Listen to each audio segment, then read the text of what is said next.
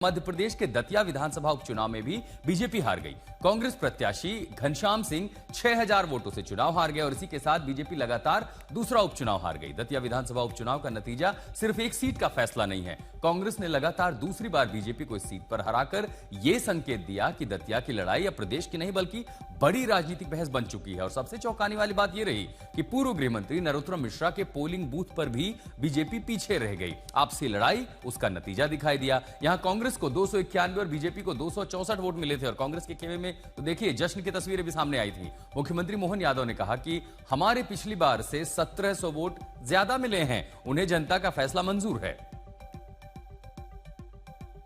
कांग्रेस की सीट कांग्रेस के पास है। यह अलग बात है कि पिछले विधानसभा चुनाव से भी हमने 1700 वोट ज़्यादा पाए हैं।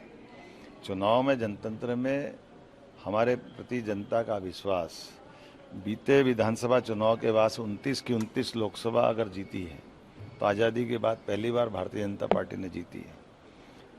लोकसभा के बाद विधानसभा के उपचुनाव में बुधनी की बीजेपी की सीट बुधनी की वापस हमने हमारे पास रखी, बल्कि अमरवाड़ा की कांग्रेस की सीट भी बीजेपी ने जीती। ये हमारा ट्रैक रिकॉर्ड है। इसी के साथ साथ तीनों राज्यसभा की सीटें आज़ादी के बाद वो भी भारतीय जनता पार्टी ने जीती।